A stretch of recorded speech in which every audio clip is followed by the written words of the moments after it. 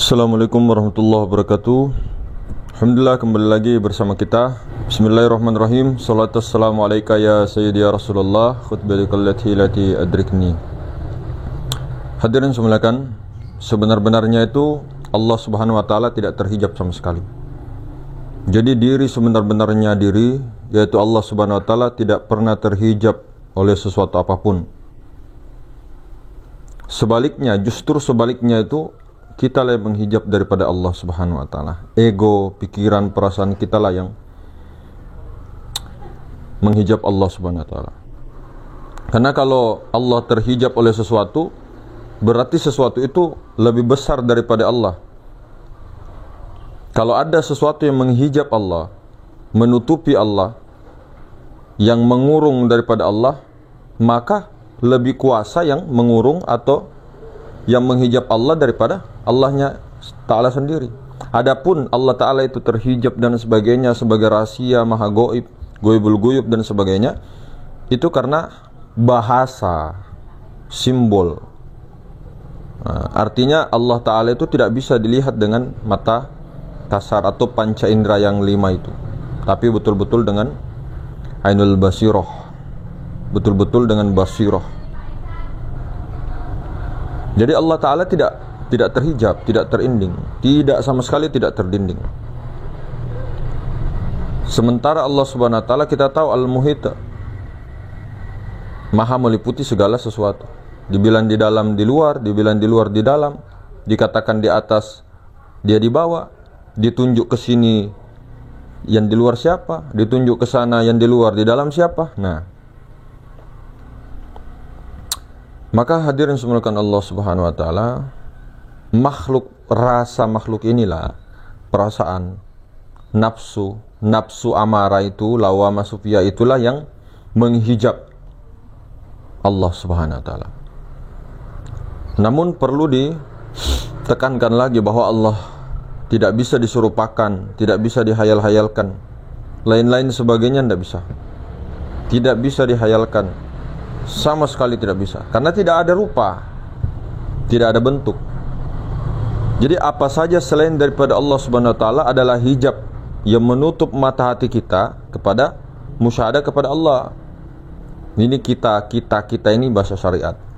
Walaupun Allah Subhanahu wa taala tidak terdinding, tidak menutup dirinya, bahkan yang paling terang itu adalah Allah Subhanahu wa taala, lebih terang daripada sinar matahari, lebih terang, lebih nyata daripada segala sesuatu itu.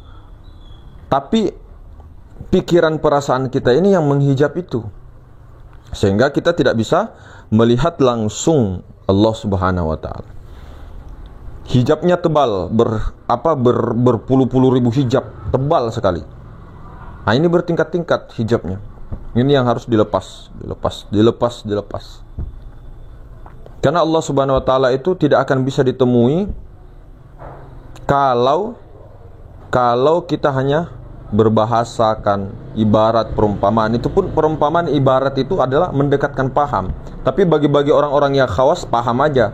Ketika diumpamakan itu paham. Tapi orang-orang yang am, yang pada umumnya diumpamakan pun sebagaimanapun tidak mengerti. Sarangnya angin di balik lautan, hilangkan lautan itu sekalian. Kalau orang am tidak mengerti, artinya kita yang harus bukan mengaku khawas dan sebagainya, artinya kita yang harus peduli gitu. Kita pelan-pelan, jangan langsung patahkan hati mereka, pelan-pelan pahamkan.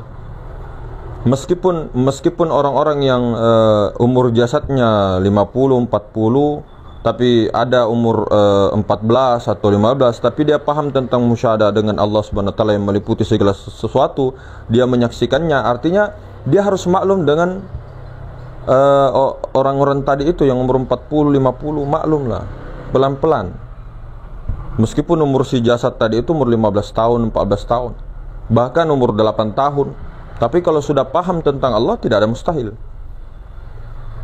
Bukan itu yang dilihatnya, bukan rupa dan hartamu, bukan rupamu, bukan umurmu, bukan. Tapi sebagaimana Allah Ta'ala pahamkan, bukan daripada ilmu dan sebagainya, bukan. sekiranya ilmu itu mampu melepaskan kita, melepaskan kita kepada akuan makhluk, seandainya bisa, tapi itu tidak akan bisa, hadirin. Seandainya bisa, itu kan hanya sebab musabab. Namun itu adalah kendaraan untuk menuju makrifat. Bukan berarti kita tidak perlu berilmu, berteori, berpaham. Maksudnya bukan merasa kita berilmu, artinya kita tetap belajar, menuntut ilmu. Karena dikatakan talabul ilmi faridatun ala kulli muslim. Menuntut ilmu itu adalah fardu ain setiap muslim, setiap orang-orang yang berserah diri. Jadi itu fardu. Ilmu kewajiban fardu ain daripada agama apa yang dibawa oleh baginda Rasulullah SAW, pengikut Rasulullah, itu ada 4: iman, Islam, ihsan, ma'rifat. Nah, itu rukunnya. Ketika salah satu rukun ini tidak dikerjakan atau kita nafikan, maka tidak sah. Memang begitu, namanya rukun-rukunnya agama, rukun-rukunnya ad-din. Sama dengan rukun-rukun solat, 13 rukun solat, termasuk niatnya, berdiri betulnya, kemudian Al-Fatihahnya dan sebagainya sampai selesai. Itu termasuk rukun sholat. Kalau tidak terpenuhi salah satunya, maka tidak sah sholatnya. Begitu juga dengan ini bagian fikih. Maka hadirin yang dimuliakan Allah Subhanahu wa taala, untuk menuju ke hadirat Allah Subhanahu wa taala, wajah Allah atau zat Allah, itu betul-betul harus melepaskan dulu keakuan-keakuan itu. Caranya bagaimana? Kan banyak prakteknya. Prakteknya sangat banyak sekali, dengan Nur Muhammad, Busyadah Nur Muhammad, kemana-mana saja. Atau menafikan sifat pada diri kita, sifat baharu kepada sifatnya Allah. La qadirun, wala muridun, wala alimun, wala hayyun, wala sami'un, wala basirun, wala mutakallimun illallah. Itu terus diulang-ulang, tapi bukan hanya dibaca, tapi betul-betul dipraktekkan, disadari di kesadaran itu. Terus dipraktek. La qadirun, la qadirun. Oh iya, tidak ada yang mau berkuasa ternyata, illallah, hanya Allah. Perbanyak juga la ilaha illallah. Tapi la ilaha illallahnya bukan hanya disebut, tapi betul-betul ketika mengatakan la ilaha, hilang semua, lenyap semua dalam pandangan kita makhluk-makhluk. Illallah, isbatkan hanya kepada Allah. Tidak bisa kita mengisbatkan kepada Allah kalau tidak tahu yang Allah itu, tidak tahu zat maha suci itu, tidak menyaksikan langsung zat maha suci itu. Tidak bisa kita mengisbatkan. Bisa, tapi dalam konteks isbatul yakin ini, nafi isbat yang orang am pada umumnya. Nah, kita kalau bisa jangan puas dengan tingkatan itu. Artinya secara syariat kita itu jangan berhenti di situ. Nah, terus naik, terus mujahadah, terus naik terus, karena tingkatan-tingkatan dalam keyakinan kita ini bertingkat-tingkat. Banyak sekali. Tidak ada batasnya tingkatan makom itu, tidak ada. Memang makom bako itu yang paling tinggi, setelah itu mahabbah. Itu makom ininya, makom kedudukan pada kewaliannya begitu, derajatnya. Tapi kalau makom untuk tangga-tangganya ma'rifat itu, artinya masuk ke dalam keyakinan itu yakinnya bertingkat-tingkat terus. Itu akan terus bertambah, kadang naik turun, kadang keluar masuk malah. Ini yang perlu kita ini kan terus tingkatkan terus. Nah, dengan bagaimana praktek, teori, praktek dua-duanya. Terus menerus. Jadi jangan sampai kita mengira bahwa Allah terhijab. Tidak, sama sekali tidak. Yang terdinding itu adalah kita. Pikiran, perasaan itulah yang mendinding Allah. Karena nyata sekali Allah Ta'ala. Sekiranya ada 20 orang, kemudian satu dari sekian 20 orang itu menunjukkan bahwa inilah zat maha suci, 20 orang itu tadi, 19 orangnya wajib menyaksikan apa yang ditunjuk orang itu. Itu baru tidak bisa ketika hak memang betul-betul yang hak ditunjukkan, itu tidak bisa dinafikan. Akal-akalannya dia saja yang mau menafikan itu. Cocokkan aja. Ketika ada mengatakan Allah itu yang ini, Allah itu yang ini, berupa, bertempat dan sebagainya, dan hanya dia yang tahu, artinya dia tidak bisa memberikan paham orang bahwa inilah Allah, inilah yang bernama Allah. Maka orang begitu artinya belum bisa diinikan, belum bisa dikatakan musyahadah dengan Allah. Harus memahamkan itu, harus mendudukkan, ini Allah, ditunjukkan langsung, didudukkan langsung, ini Allah. Tapi bukan berarti ada orang-orang yang tetap menutupi itu terus dibilangi bukan warasatul anbiya. Enggak, jangan dulu mengatakan begitu. Ada tertibnya, ada adabnya untuk menyembunyikan keilmuan itu. Nah, di dalam Thariqah Muktabaro, sama kita di Thariqah Naqsabandiyah Khalidiyah, mana pernah kita mau buka-buka mata pelajarannya? Enggak pernah itu, enggak pernah sama sekali. Bahkan di YouTube di mana-mana itu banyak tentang membahas tentang zikir lataif. Nah itu kan zikir lataif harus ditalkin itu. Nah ini kalau dalam ilmu tasawuf, ilmu tarekat ya, tidak serta-merta dengar di YouTube terus diamalkan lataif, 7 lataif. Kemudian zikir nafi isbat, kita tidak pernah tuh kasih tahu tata caranya. Zikir wukuf tata caranya bagaimana, tidak pernah tuh kita. Karena ini zikir jalurnya jalur Thariqah Muktabaro yang memang menjurus kepada tertib-tertib daripada para sufi itu. Beliau tertibnya sangat kuat. Tapi kalau jalur Nur Muhammad ini memang siapa saja langsung amalkan. Ada juga kholwatnya juga kita buka, musyahadahnya, kholwatnya sekalian. Kalau orang-orang yang belum tahu belum pernah bertarekat dan sebagainya, itu saja langsung musyahadah ke Nur Muhammad, musyahadah Nur Muhammad, gurunya Allah Ta'ala sendiri. Itu guru sejati itu, guru sebenar-benarnya guru, maha guru tuh, alif tunggal itu. Maka hadirin semuliakan Allah Subhanahu wa Ta'ala, jika belum punya itu jalur nur, musyahadahkan terus. Tapi kalau ingin yang mendapatkan sanadnya itu ya ada jalur Nur Muhammad sanadnya, tergantung daripada tarekat-tarekatnya, tarekat-tarekat yang dibawa oleh Syekh zaman dulu seperti Syekh Abdul Rabb As-Singkili, pasti ada Nur Muhammadnya. Syekh Yusuf Al-Makassari, Syekh Saman Al-Madani, semua biasanya ada jalur Nur Muhammadnya. Nah, itu jalur nurnya. Maka itu musyahadahkan. Jangan sampai kita terhijab. Nah, kemudian di dalam ilmu tasawuf untuk adab saja. Jangan mengatakan bahwa itu sana bukan Nabi Muhammad yang di sana, kemudian itu bukan itu yang kita sholawati dan sebagainya. Nah, ini nanti membuat bingung orang awam. Memang sholawat itu memang ke diri, tapi untuk adab, ketika membuka pembukaan sholawat serta salam kepada junjungan kita Nabi Muhammad SAW, memang juga kepada beliau. Secara tasawufnya pun, secara tasawuf ruhani kita ini daripada nur Nabi Muhammad SAW. Memang secara hakikatnya satu. Artinya ketika Nabi SAW mengucapkan, bersabda ya, mengatakan, aku ini daripada Allah dan semua mukmin daripada aku. Nah, itu kan Allah Ta'ala yang berkalam, meminjam daripada kalamnya Rasulullah.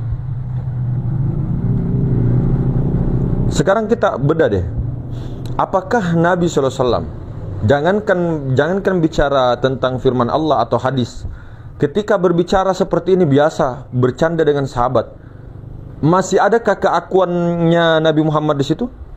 Tidak ada, apalagi kalau bersabda. Apalagi kalau berfirman, artinya firmannya Allah yang disampaikan kepada para sahabat, jelas tidak ada keakuannya Rasulullah di situ. Sama dengan hadis.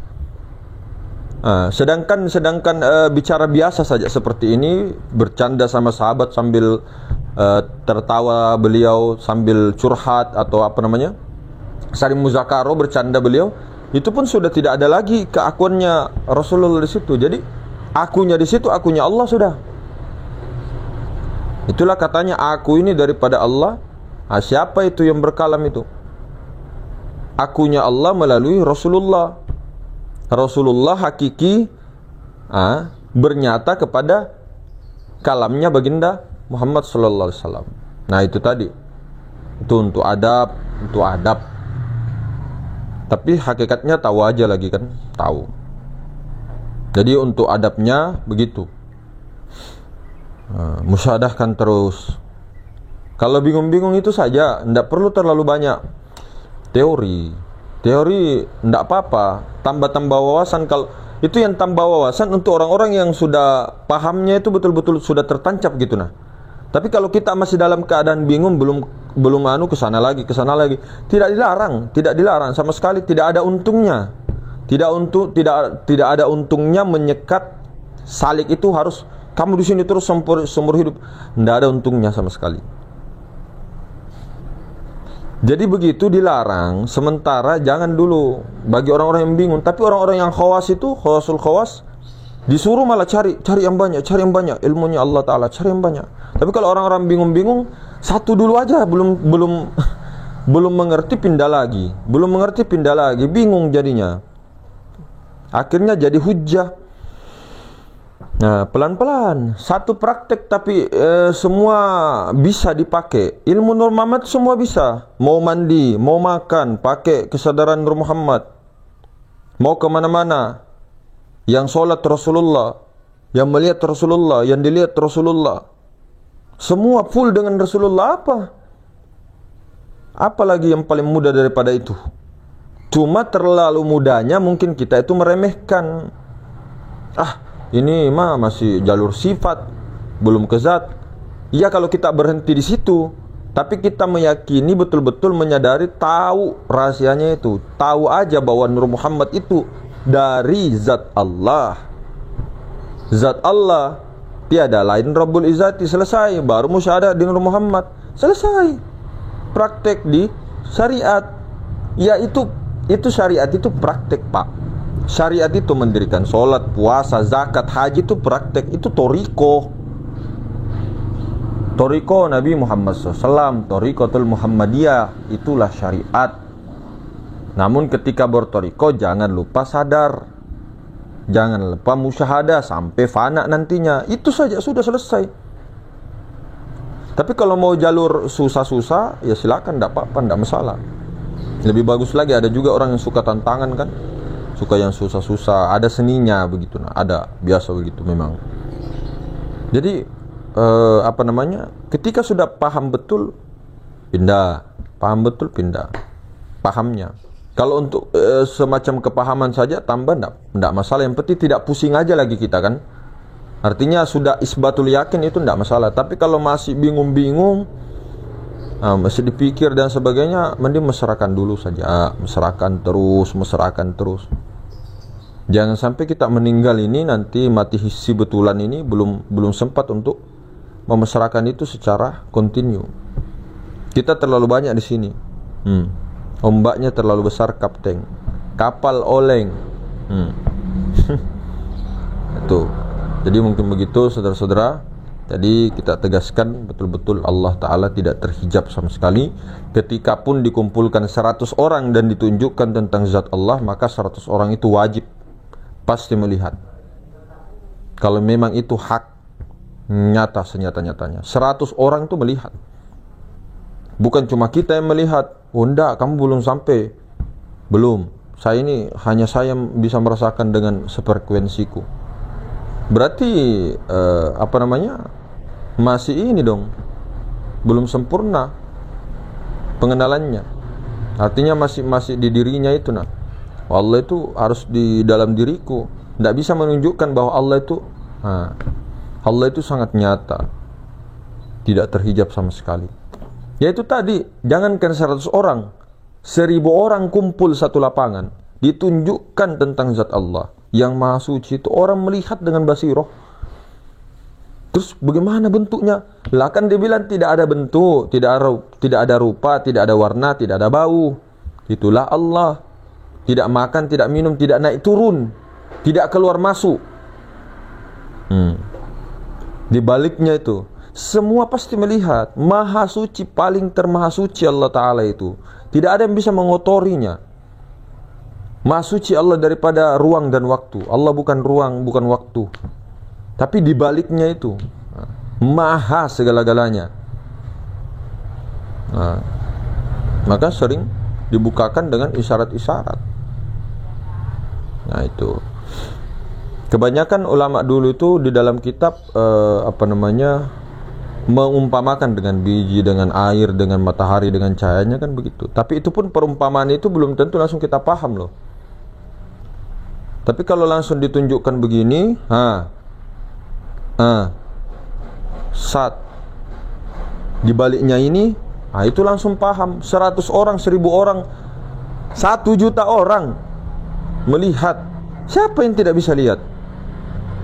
Ini tidak ada apa-apa mas. Yang tidak adanya itulah yang laisa kamislihi syai'un. Bukan tidak ada berarti tidak ada, enggak. Tidak pernah tidak ada. Yang maha awal, yang maha akhir.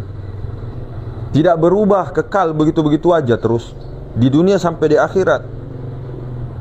Ya seperti itu. 1 juta orang melihat. Oh berarti melihat betul dengan mata ininya.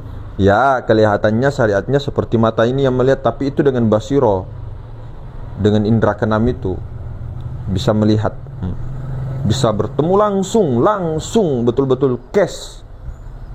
Setelah itu apa lagi mau ditanya? Tinggal bagaimana mesrakan. Kalau masih bertanya lagi, berarti masih bingung. Nah itu. Jadi begitu saudara-saudara. Hadirin mukan Allah Subhanahu wa taala. Mudah-mudahan terpahamkan semuanya. Sama-sama kita belajar muzakarah terus. Inilah makanan-makanan rohani kita. Mudah-mudahan Allah Ta'ala beri kesempatan untuk tiap hari ya. Amin ya rabbal alamin. Assalamualaikum warahmatullahi taala wabarakatuh.